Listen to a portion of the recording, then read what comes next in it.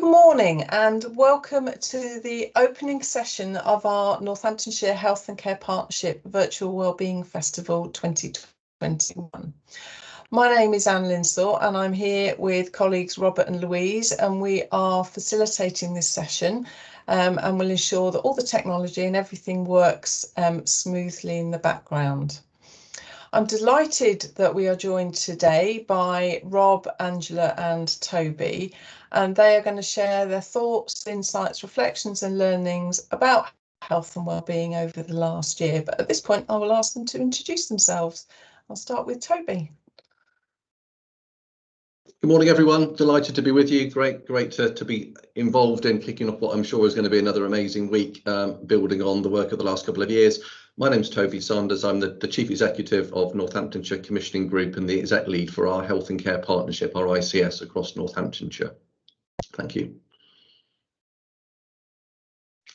Shall I bring in Angela, perhaps? Good morning, everybody, and thank you for joining us today. I'm Angela Hillery, Chief Executive of Northamptonshire Healthcare Foundation Trust.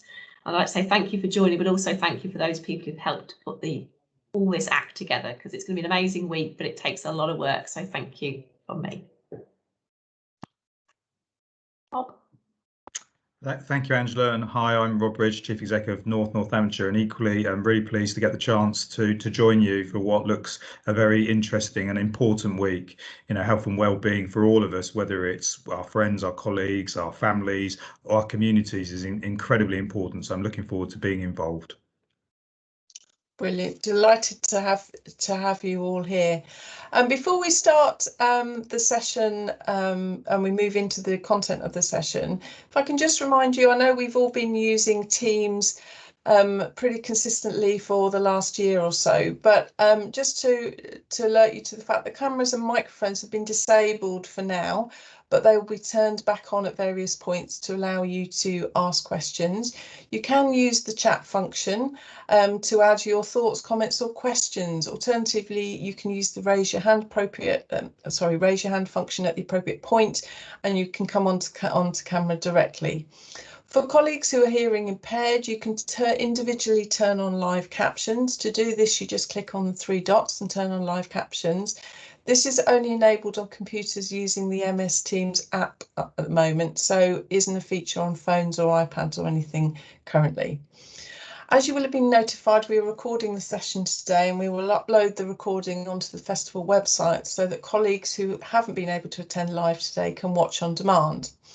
So that is enough from me. So it's with great pleasure that I'm now going to hand over to Angela at this point. Thanks, Anne. And I've got the pleasure of sharing with everybody. How did this all start then? How did we even get the notion of talking about health and wellbeing festivals in our county? Well, it all started back in 2018, and NHFT had its own wellbeing festival. At that time, as you can imagine, we were all able to meet together, and I'm really pleased to say we did at around Wicksteed Park, and we had Health and Wellbeing Festival, very similar to what we've got through this week, but obviously people participating and spending time together as well, physically. And at that time in 2018, we had 400 people join us, spending time on their health and wellbeing. And we repeated that again in 2019. And I can't tell you, it was such a successful, energizing and motivating event that we decided that we wanted to share that with the system, and we moved forward into those discussions with our system partners.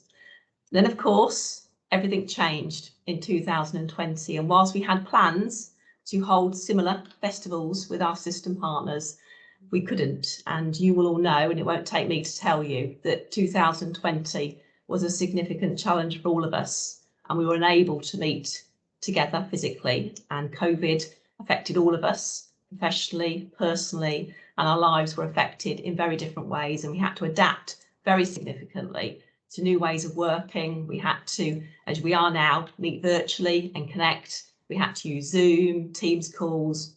We couldn't hug each other and give ourselves the support that we needed. But of course, fundamentally, and I'm sure all of you will recognise, that wellbeing became an even more important factor for all of us, and we didn't want to lose the opportunity to spend time on that together across the system. And we moved on to our NHCP Virtual Festival, which was a real success. And this was, again, an opportunity to really bring people together, virtually, yes, but nevertheless with the same level of importance around our own well-being. And we had some fantastic events last year, and we gave people time to think about their health and well-being. And I think what worked really well last time was the fact that people could either attend at the time in a live way, or they could actually access the materials on demand afterwards. And we know that really helped with people balancing their own working lives. And through that session, we were able to focus on sessions for people's physical, their mental health, lots and lots of different inputs that people just, again, had a chance to have a taster about. And I know that many of people really spent time accessing that, and a lot of fantastic materials were shared, but hopefully more to come this week as well. So.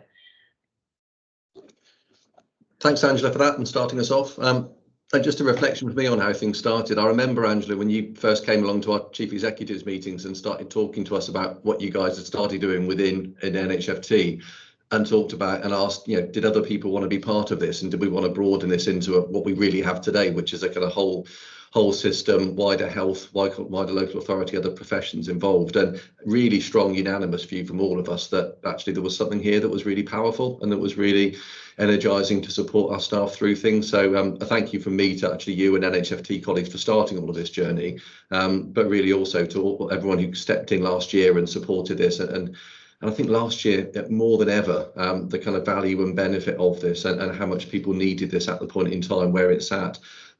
So, I mean, just a little summary on the screen here. Many of you will have been involved last year in many of these activities across the 5 days. You'll have listened to some of the kind of headline speeches and speakers that were there, and the discussions that we had with people, which I just thought was tremendous, the commitment of those folk to want to give their time freely and to be involved in supporting the NHS and wider partners across the health and care system last year. One of the things that really struck me, though, we always often focus on the kind of headline speakers, but actually the stories that were shared and reflected last year by some of our staff locally, they were some of the things that were most impactful and actually stuck with me in my memory. And looking back at some of those things, I know that many of the clips that have been watched and people followed up really, really heavily, as well as, of course, actually just some of the light-hearted fun stuff that got people active, moving, whether it was dancing or looking at food stuff or, all of the things that take part as part of this. And the numbers speak for themselves there, 13,500 website hits, over almost 2,000 people attending live sessions, and the sessions we watched on demand by 4,000 times afterwards. So an amazing programme that was put together, and one that's been recognised regionally and nationally as well as good practice in terms of supporting our staff and health and wellbeing across our organisation. So really, really good summary there of what was a fantastic week, and it was a pleasure for me last year to be involved in some of the closing sessions for that. And one little quote I think we've got coming up on screen next week, which is absolutely genuine and in a sense encapsulated, I think, what a lot of people shared last year. This week has been life-changing, not kidding, thank you. And that thanks was from all of the people who are involved, to those folk who helped to run and put on such an amazing week. And I'm absolutely confident this week, looking at the schedule and the programme we've got coming up, and more of that a bit later from Anne and others, is going to be just as exceptional. So really looking forward to moving forward into the week and getting into conversation in a moment as well. Thank you. Thank you, Toby. Thank you, Angela. And I'm just so I'm going to stop sharing my screen at this point. And we're going to have a sort of an in-conversation piece with you all in terms of thinking about why wellbeing matters to you. So I'm going to start with Rob, actually. Rob, in terms of wellbeing, why does wellbeing matter to you? So I think there's a few things. I mean, wellbeing's always been important, but I think from my perspective, it's become even more of a focus for lots of us in the last year or so. As Angela and Toby have said, and all of you know, it's been incredibly challenging for us all. And one of my reflections is, working in the public sector, I think we've been all working so hard to support everyone else's health and wellbeing. It may be that we haven't given us all the time and space we need to look after our own. And, I think that's a really important point. At the same time, I've got 2 young boys and I always think about what their future holds and how their health and well-being is. And they're such chalk and cheese. And one is athletic, will think about everything he eats and really think about what's good for him and bad for him. And the other one basically will move and eat the worst things he can possibly find every moment, wherever he can, and isn't interested in exercise. And it's actually quite interesting at home for my wife and I to think about how we help both of them get that right balance, and accept in life that some things that aren't so good for you are good though to have as treats and things that you should do and indulge, but at the same time think about and understand the impact some of those things have on your body, on your mindset, and then how that can empower you to feel positive in life. And I think that's the thing that I think is really important. We've all got to feel positive about our future, and it's quite challenging. And if our health and well-being is not where it needs to be, that makes it even harder. And I think we owe it to ourselves and our communities to really focus on that. And I think these sessions, I think what Toby was saying about personal stories, those are the things that really make you reflect and understand what people have been through. And I think I've seen some myself with family and friends, we all will have, and those are the things that make you suddenly think, actually I need to do something a bit different here to really help myself and others. Thanks, Rob. Angela. Yeah, so I think lots of reasons why it matters. It's always mattered to me. I think, as Rob has said, I think COVID makes it ever more important for us all. But for me, it's about, if you're going to be a compassionate leader, and that is what I think is important to be, then you've got to have time for self-compassion, to be compassionate for others. And I think that's really important. It's a little bit like when, in the aeroplane, they say put your oxygen mask on first before you help others. That's what you have to do. You've got to recognise that you need that oxygen mask yourself, your own self-help, your self-compassion, your well-being, to be able to be kind and compassionate to others. And I think, compassion for me is about how you make people feel, not what you do. And if somebody's been compassionate to you. And I think that's the bit why it really matters to me. Thank you, Angela. And Toby. Thank you. Thanks, Anne. And for me, it's absolutely, building on Rob and Angela's comments, it's about our ability to be able to kind of lead a happy and fulfilling and rewarding life fundamentally. We're here talking in a kind of work context, of course, but as Rob opened up talking about his family and his children, fundamentally it's about our ability to be able to be happy, to look after ourselves, to be in a good place, to do whatever it is that we're doing and coping within life. From a work perspective, I know in terms of my own health and well-being, physically and mentally. We might have someone who's not on mute on the call, possibly. I don't know if anyone can control that one for us. So I know from my own perspective, in terms of my personal health and well-being, physically and mentally, that our ability to do the kind of jobs that all of us do, and we all do roles that are so varied across Northamptonshire, supporting our population. The last year has been so exceptional through that. And I know when there's moments that I'm feeling stressed, that I'm feeling in a spin, that I'm feeling anxious, my ability, Rob's smiling because we have quite a few of those, so we all do, your ability to actually do the kind of things that we all do, whatever roles we play across the system, for me has always come back to my ability to be kind of grounded, to be in a good place, to be feeling able to kind of engage, whether that's in a home context, whether that's with my family, with my wife, or whether that's from a work perspective as well. So for me, it's really about being kind to ourselves, about looking after ourselves and being able to support both our staff, the people we work with, to do our jobs effectively, but as crucially to be able to support those around us, our families, our loved ones, the people we live with, the people in our communities around us. So it's about being kind, it's about looking after ourselves. And goodness, never has that been more important the year we've had, and also than the year probably we're still going to go through, certainly kind of the autumn winter we're going to be heading into, and I'm sure we'll talk about that in a moment. Thanks, Anne. Thanks, Toby, and I can see Angela and Rob nodding as you were chatting there. So, and that leads on to the next question, really. So, and I'll forgive me, but I'll start with you, Toby, as you started to lead into it. So, what have you noticed about the well-being of the teams and the organisation that you lead during the past year? I mean, to start with, it's a statement of the startlingly obvious, but we've just been through the most unprecedented year that probably most of us will hopefully kind of live and work through in our careers. And I've noticed lots of different things, actually. I've noticed people pulling together in an amazing way across all different partner organisations. You know, I had a real privilege last year to lead some of the multi-agency work across the system, where we had health colleagues, local authority colleagues, people from fire and police and the military. I've never seen a period where people have pulled together and worked together to do the right thing to support our population locally. And that was tremendous. And actually through that, in terms of people's health and well-being, actually there were a lot of people that really energised through that really kind of came together, and some positive energy. But the kind of emotional impact of last year, in terms of both what people have been doing from a work perspective, but also what we've seen in terms of our families and our friends, you know, some really, really difficult sort of stories through all of that we'll all be kind of familiar with in terms of our own networks. And then just physically, the kind of drain and exhaustion factor. You know, I see a lot of colleagues that I work with and people day to day at the moment who they've just been running flat out for the last year. You know, we've gone from one thing, we've gone from a first lockdown, we came out of that, you know, tremendous response to that. We've then flown into starting to restore services and get normal things back up and running at the same time as rolling out, you know, what is rightly heralded as an amazing vaccination programme.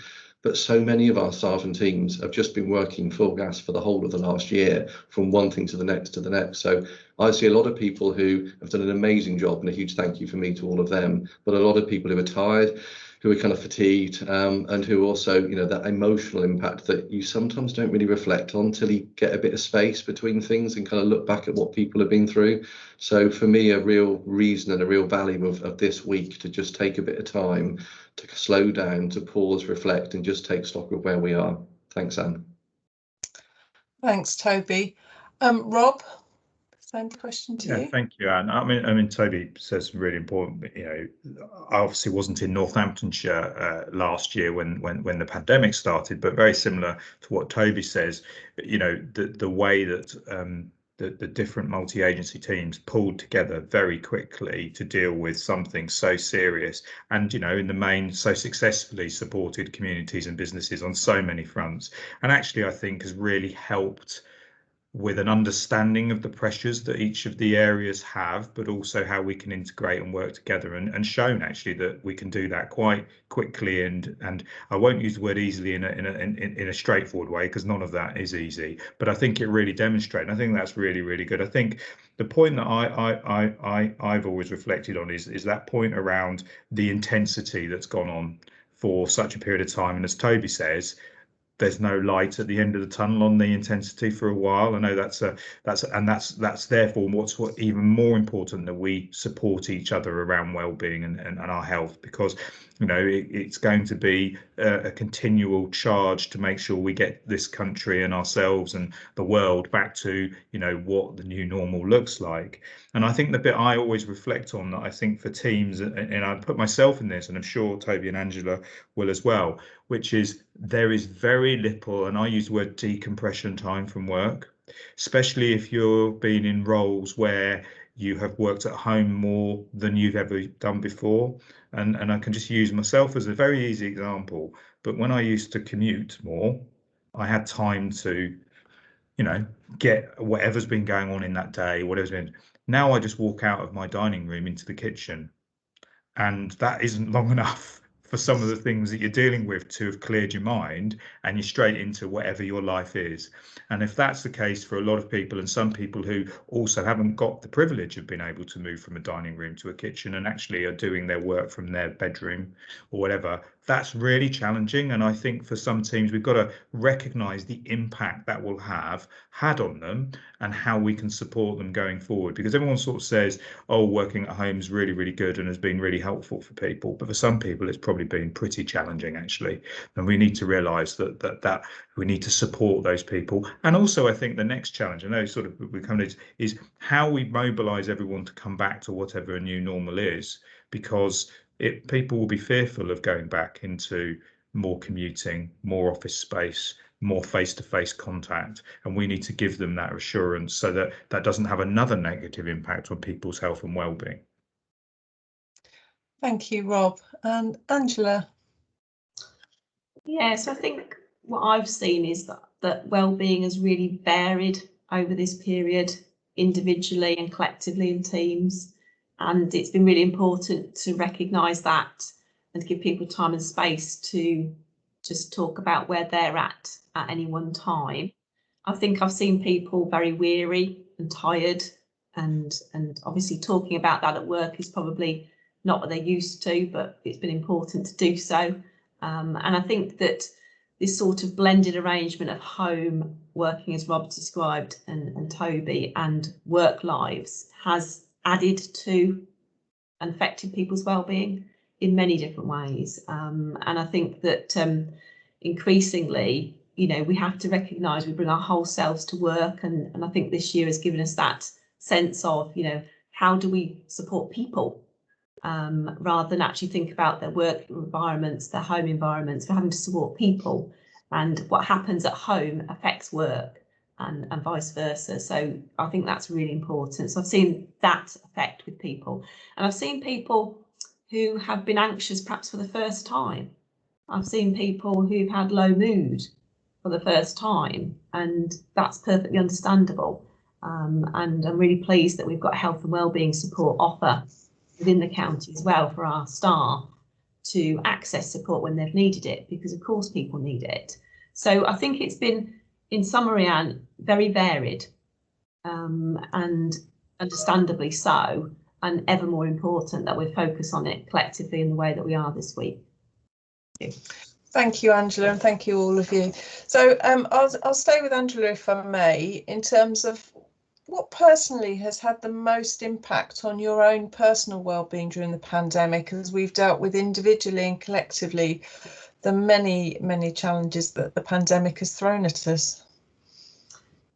Yeah, so I think three things for me here. So firstly, the contact with family absolutely affected me. Really, really important part of my wellbeing is my family, and not being able to spend the time with them that you wanted to. You know, I also became a grandparent during that period. That was really tough. You know, my daughter was pregnant, she couldn't come in the house. Those things really, really affected you. And I know my story is not the only story out there, everybody's got one, but that was a big one for me. I'm also, you know, a leader that wants to be with people, and that was hard, you know, not connecting with your team or teams in the same way. You know, we in NHFT always getting together across the organisation. I've really, really missed it. That affects your wellbeing. And I think then the final thing for me was the fear for people as it unravelled, and we didn't understand as much as we do now, even around COVID, and we hadn't got the vaccinations. The fear, you know, as you're protecting people and wanting to make sure it's safe, that was significant for me as well, Anne. Brilliant, thank you for sharing that, Angela. Toby. Yeah, thanks, Anne. Again, three things for me, but kind of two challenges and a positive, because I think in terms of balance to actually experiences over the last year, that the challenge bits, Rob touched on changing kind of working patterns and how we all operate. You know, we all work sort of very, very hard all the time in normal times. But I think for me, the change in the intensity and the kind of always on. In fact, Angela and I were reflecting just a couple of weeks ago about sort of having the first break away in terms of a few days off. I went to the Yorkshire Dales a couple of weeks back now, lucky enough to hit one of those really sunny weeks back in May that we had. And it was the first time I've been away in pretty much 18 months without checking emails, without checking the phone. People could contact me if they really, really needed to, but we got into a mode of being always on and always switched on. And although that always goes a bit with the territory, with the roles that we choose to do and are privileged to do, it's been a different level of intensity and a different level of just not switching off. And I don't think I really appreciated how much of an impact that had done until I actually stopped and stepped away in quite that way. So that's the kind of the sort of first big impact area. Second big challenge, I think, for me has been the things that have been going on in my staff's lives that are non-COVID, but are things which have been happening without any ability to have any kind of contact, as Angela was saying, or without sort of seeing people physically. You know, some really, really difficult stories of people's personal health, people who've lost loved ones. Some very, very kind of couple of big tragic things for some of my staff directly over the last 6 months in particular. And just not being able to support people in the way that we would normally want to, in terms of just being in the same space and being able to share that empathy and that conversation. And you don't see on Teams those things that are going on unless you know they're kind of there. And I find that really difficult personally, and really very kind of challenging. The flip side to that, just to counterbalance, I guess, just a bit of balance into things. One of the upside of technology and the way that we're now working is it has allowed, certainly I've been able to take the opportunity to work in a more flexible way and have seen some benefit from that. It's really hard to stop it encroaching across the whole of your life, but if you can make it work in that way, there are moments when I still manage to do the things that, you know, help me stay balanced and safe. And anybody who knows me well know that mainly involves riding bicycles outside. So the ability to sometimes be able to get to a different base from home, dock into a few meetings, switch off at a point, and rather than doing the short walk to the other room in the house, actually just get outside and to be able to do something. It's not easy because you've got to be really structured in doing that. And I'm lucky that I have control over my diary to enable me to do some of those things. But there has been, you know, an upside to that aspect of things over the last period. And I'd really encourage wherever people have the opportunity to do those things. I think from a leadership point of view, I've always wanted to say to my team, that's okay. You know, we need to work those things around, particularly given how everyone's been working for the last year. Thanks, Anne. Thanks, Toby. And I think there's some comments in the chat about the flexibility and how important flexibility is. Rob, response to the same question? Yeah, I mean, obviously some similar thoughts, both to Toby and Angela. You know, like Angela, leading an organisation, you know, you want to meet people, you want to be with people, you want to support people. Even harder that I actually started this new role in November, and I have to say, starting a new role of this significance remotely and without meeting people, it is quite challenging. So that has been a challenge. I think the family point is it really, you know, Angela's right. My kids aren't at that age yet, but the fact is, my mum, you know, who you would be here all the time, we hardly saw, and she was on the vulnerable list, so we couldn't really go near. So that was quite challenging. She brought me up as a single mum, so, you know, very close to her, bless her. But also the impact actually on my youngest, and you know, I think Toby's heard me say this before. My youngest was quite a you know, quite a confident young lad, and we got to September after the school lockdown, and we couldn't get him to school. And we still have challenges now, and it's really affected his confidence, his mental health. He's a really good footballer. He's trained with Cambridge United, won't go anymore. You know, so those things are quite profound as a parent. You think, what is it? And that's one child, so we know that that's a national challenge. But I suppose the flip side, and you know, put some positives on about the flexible working. The one thing I did get to do before I joined Northamptonshire more, though I hated homeschooling and my wife and I doing that wonderful challenge, it did mean for the first time in many, many years, I got to have lunch with my kids and most evening meals. And I can't remember when I got to do that. And so in many ways, that was a real positive because I did get to spend more time with them. You know, I might have been preoccupied about the many emails, as Toby says, and things I'm gonna go back to, but that's good. That was good, and that's been really helpful for us all. But you know, you can't. I think the bit that I worry about, it's not just for me, is the profound impact on our younger community as we go into these future years, the school they've missed, the friends, and the things that we probably all took for granted. And I don't say that in a nasty way. It was what was happening. And now that hasn't happened, I think as a community, as a country, there's a big challenge for us to make sure that those young kids can get back to where they need to be, because I think some of them could get lost in this, and we need to make sure that doesn't happen. Thank you, Rob, and thank you all of you for sort of sharing some of that personal insight and personal challenges into your own experiences over the last 12 months or so. So next question, which I'm going to start with Rob. Sorry, I know he's just switched his microphone on. So what do you think challenges, well, I'll start again. What do you think challenges us all looking after our well-being? So I think one of the key things will be time. And when I say that, I think, you know, that is also about the intensity point that Toby has said over the recent year or so, because you need to be able to make time for yourself to do whatever that well-being is. And everyone will have their own thing that is important to them that helps them feel better. That may be what they eat, that may be just a daily walk, it may be any form of exercise, anything that makes them feel better. But you need to be able to find that space, you need to be able to find that time. And I think we need to, as a chief exec of 3,300 staff, I want to be able to say it's okay to build a bit of space into your day. It's okay to go for a walk at lunchtime.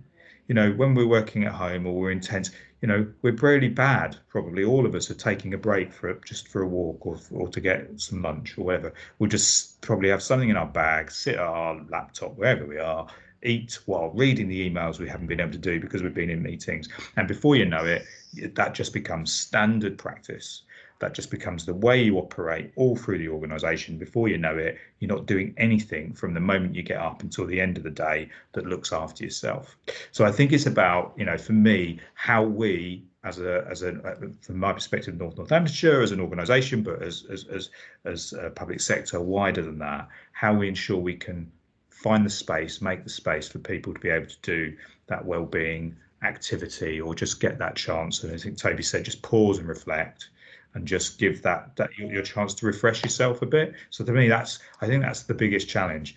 The other thing is, final bit for me would be just to move away from the Zoom and Teams fatigue. And when I say that, I know we're doing this today and I know why we're doing this today. And I think Toby's right. The use of this technology shouldn't be lost in terms of how we go forward. Great example probably for us as chief execs is we can more easily have a quick catch up than all of us driving to a particular point. And that's really helpful for the things we want to talk about. However, it can become, and I'm sure everyone's is that, literally every hour is another one, and you might get 2-minute gap if you're lucky. And it just becomes very intense and tiring. So we need to try and set, I don't like the word ground rules, but set some parameters about how we would want to operate in the new world around that type of working. Thank you for that, Rob. Angela. Yes, I think I would agree with Rob about time is probably one of the biggest areas, and we need to, as I say, those ground rules I think are key to that. But time's a big factor. I think also that, when you're in the NHS or in care, it's natural you're trying to look after others, you're supporting others. So prioritising yourself feels less important. So I think we're probably all a bit guilty of that. And I think the other thing is that, again, and I hope this is what this week will bring for people, is that you might not have found an activity yet that helps your well-being. And trying new things is a good way of finding something. I know that, several years ago when I tried mindfulness, I was skeptical, but it works for me. And actually getting a chance to try something, there may be something out there that could support your well-being further. So I think sometimes we've not had a chance to try things that could help. So the sort of time, the fact that we don't prioritise ourselves, and then thirdly, that we perhaps haven't found the activity that really could support your well-being yet. Thanks, Anne. Thanks, Angela. Toby? Thank you. So I was very much in Angela's space. All of us who work in health and care got into working in health and care because we care about other people, and it's in the nature of what we do. And I think almost everyone on this call will be those kind of folk who will always put other people first and always think about it, whether it's our families, whether it's people at home, whether it's our colleagues, whether it's just the nature of the jobs that we're trying to do. And in that situation, it's really difficult often to think about yourself. It's really difficult to prioritize yourself and take time to do the things that are going to help you and actually, in the long run, enable you to be able to look after and support other folk in those ways, whether we're directly providing health and care to people or whether we're providing support services or in leadership roles.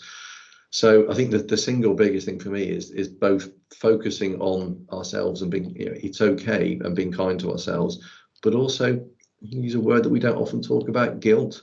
I think a lot of the time, and I find this personally, I can see it in some of my teams as well, in terms of when people say, I'm thinking of doing this, and you need to encourage people sometimes to take that step and say, that's okay. You don't need to feel guilty about stepping out for a minute, about going for a walk around the block, about, you know, taking a bit of time at the end of the day or a start of the day to do something for yourself. We've got to support people to feel it's okay. That's actually in all of our interest. It helps our own well-being. It actually probably makes us better people in terms of our ability to do our roles and to support our families and loved ones around us as well. So I think for me, that would be probably the kind of key thing I would say. We just need to get comfortable, and actually there's a real onus here on us from a leadership point of view as well. You know, if all anyone sees is people like me, Rob and Angela endlessly running around like headless chickens, you know, 12 hours a day, that isn't setting the, I'm not suggesting we do all the time, but that's not setting the example that actually other people need to see. And so I will, you know, when I do my staff briefings, I'll every now and again drop up with a backdrop of, you know, last night's bike ride, whatever it might have been, because it's kind of helping, I think, to reinforce it's okay to just get out there and do something for yourself and look after your own health and well-being. Thanks, Anne. Thank you, and thank you all for sharing those insights. And there's been lots of reflections in the chat, you know, certainly, you know, there was lots of, you know, resonating with everything that you all said on that one.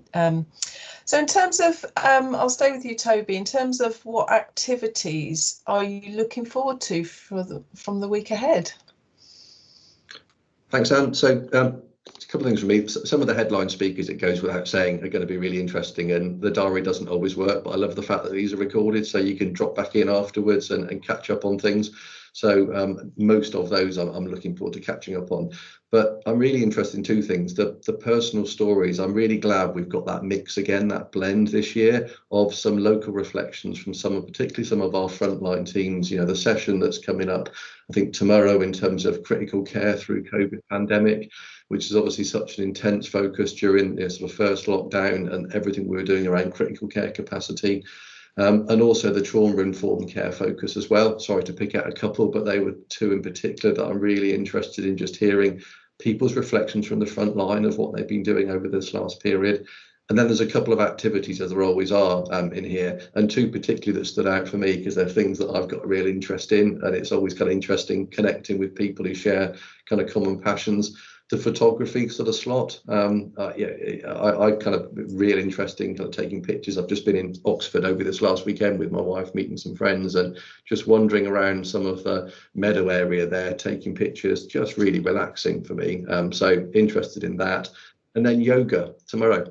And to hold any visual thoughts that are now appearing in people's minds of Lycra, but something that I don't actually practice as often as I'd like to, but is something which really helps in terms of my ability to just slow down and focus on your breathing and just think about kind of your body and where you're at that time and space. Angela mentioned mindfulness, and for me, that's kind of one of the key kind of elements from a yoga perspective. So yeah, lots and lots. I could go on because there's so many things this week, but there are a couple of the little snippets that I'm particularly excited about. Thanks, Anne. Thanks, Toby. Rob, what particularly are you looking forward to the week ahead? So, as Toby says, you know, the keynote speakers, I'm quite looking forward to the fact that I'm introducing Ruby Wax a little bit later today, and to be honest, it was a complete mind blow to me when I saw that she was a key speaker and then read her biography of what she's been doing, because it passed me by. I always think of her as someone on French and Saunders and wider, and so I remember saying to my wife about it, and she was like, "What's that all about?" But actually, very intriguing and very interesting that, you know, what Ruby now is doing, and understanding that. I think that would be really interesting. I think, just like Toby, there's the personal stories. I think are going to be really, really good. You know, when I say good, the subject might not be, what's happened might not be, but they'd be really powerful. And how we can listen and learn from what people have experienced, I think, is really, really important. And I think looking at some of the other things that are going on, I think you know, I'm not really very good at dancing, so I might give that one a miss. But I think you know, some of those elements around you know, things that you can do. So, you know, the one that's jumped out to me is I enjoy cooking, and that's another thing I've been able to do a bit more of. And actually, forget that, actually, that's a good therapeutic way of, you know, not just about the good things you might put into your cooking, but also it just takes your mind away from the other things and allows you to, you know, so I think that would be one be good. So for me though, but like Toby, the diary, we you know, practice what we preach. So our diaries probably looked horrendous all week, and it will allow us to find the space that I was just talking about earlier. But I think being able to look back on some of these would be really good, and I think it's a really good programme and balance of different things for people to take, you know, from. Thanks, Rob. And Angela. Yeah, so I'm really looking forward to Ruby Wax session. As I say, I think having heard some of her story previously, and have had, you know, mental health background in the family, I think I'm really looking forward to that, and really appreciate the fact that we can do it on demand as well. But the other ones I would say is, if you get a chance and you've not done this one before, I really recommend Disco Diva. I've done it twice. It's such a laugh, honestly. It really is a good laugh. So if you do want to do that and you want to get moving, have a go, because honestly, I can still remember it and I still chuckle every time I think about it. So I'm not doing that one this time, but I want to do the menopause one, because that's something, again, that is, you know, close to my heart in terms of, you know, what that feels like, what that experience is like. And so looking forward to that session, Anne. Thank you. Thank you. Yeah, and Disco Diva has already, that was 8 o'clock this morning. So I know we've had lots of views on that already. Which is really good. So Angela, I'll stay with you if I may. As a final question, what do you want colleagues to take away from the week's events? Yeah, a couple of things, Anne. I think probably comes back to what I started with in terms of self-compassion matters. And, you know, if you're not doing it, then you're not as compassionate as you need to be. You've got to fill your tank up, and you've got to see it as your oxygen supply. So self-compassion really matters. And I think it comes back to what Toby said about not feeling guilty. You know, take that guilt away. You know, as leaders, we are absolutely wanting you to, expecting you to prioritise some time for this wellbeing, as we are suggesting today. It's as important as any focus you've got on objectives around finance, staff delivery, team working. It's as important as that. So let's not feel guilty about it, and self-compassion really matters. Thanks, Angela. Rob? I mean, yeah, I think I was going to say that the point about don't feel guilty, I think what I want to say is actually, hopefully this will allow everyone to realise that actually most things that people are experiencing aren't just to themselves. It might feel like it's just, you know, the challenge is just for you, and actually rather than just not feeling guilty, just feeling it's okay to speak up, it's okay to speak to someone for help, or just to talk to someone and hopefully release whatever that challenge is, and you know, don't feel, and that comes back to the guilt word, don't feel guilty about needing to speak up, or don't feel embarrassed or worried, because actually we're all here to support each other, and we need to break the stigma that this is something that you can't talk about, or you can't, you know, speak to someone for support and help on whatever it is. And I think it's really, really important. Hopefully, you know, colleagues that are joining all these sessions will get something out of them, or find some new things that they'd like to be involved in, and feel that they're not doing it alone. Lovely, thank you, Rob. And Toby? So a few things. I think I really hope people hear some things and reflect on some things this week that resonate with them and help them to kind of come to terms and move on from the year that we just had. I think some of the stories in particular and the reflections back will help people to do that. I hope people have some fun and enjoy themselves this week. I really think we need to rerun for Rob Disco Diva by the sound of it at some point. That's a chief exec's activity coming up on Wednesday, I think, Rob. And I also hope that people take from this week some things actually that help us all to cope with the next year. Because at the risk of doing the kind of forward look, and Rob touched on this earlier on, we're a long way from out of all of this, aren't we? We're going to continue to be working and managing through whatever evolves and variants over the next period.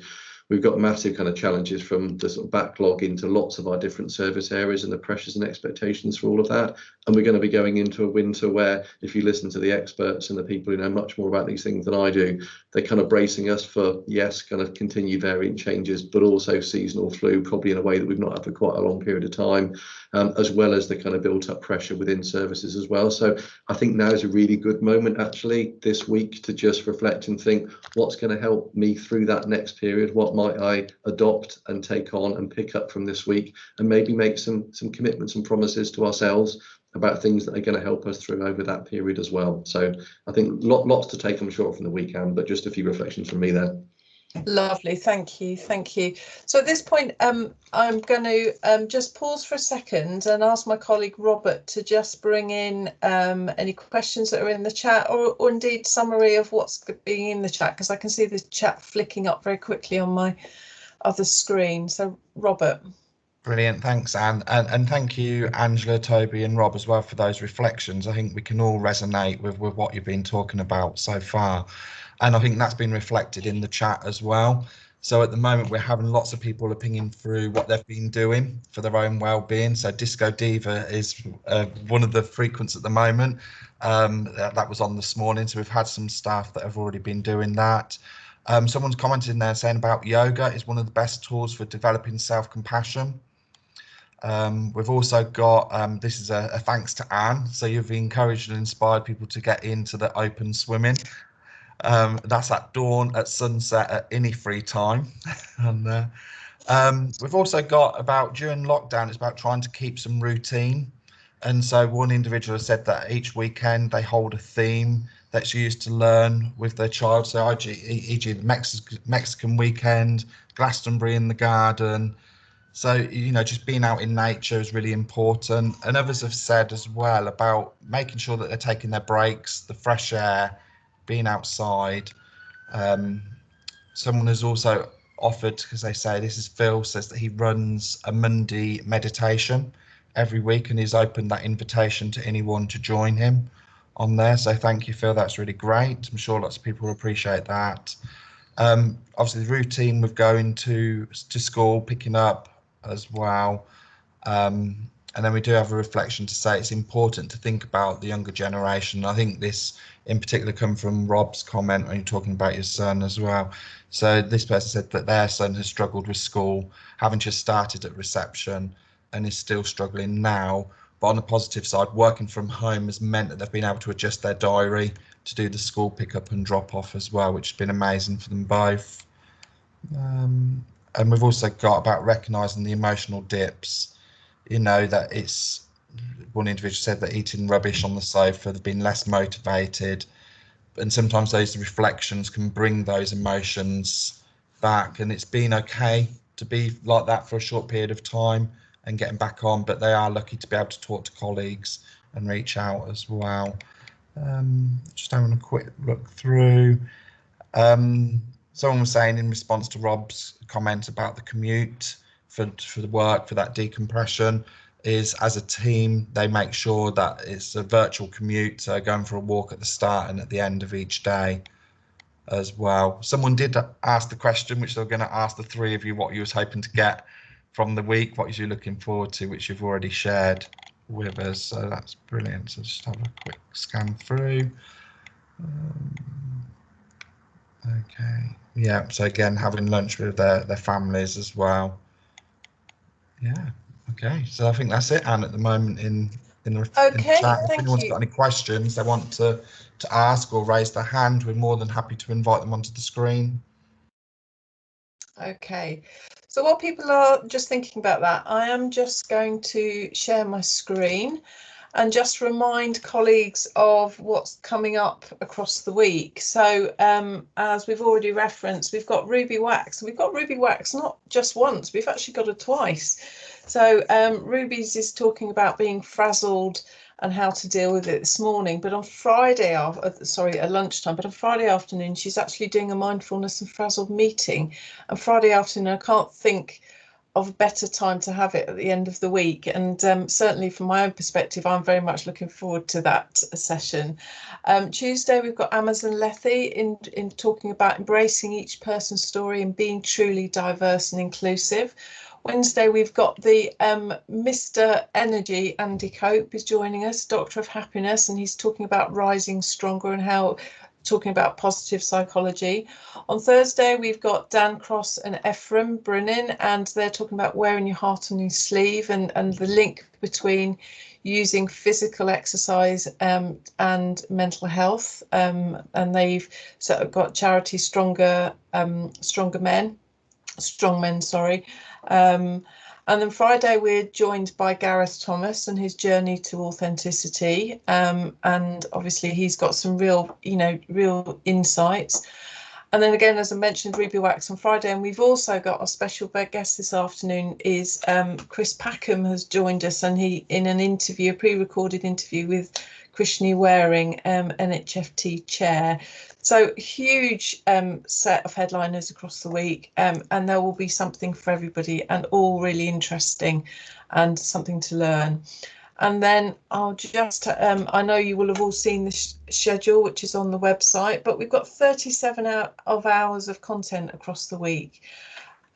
Keynotes, pre-recorded sessions that are being released, and live sessions. We've also, as just a reminder, on Tuesday morning and Thursday morning, 8:30, the NHS Spiritual Wellbeing team from the 3 Trust are having some reflection spaces. So chance for colleagues just to reflect back on the year.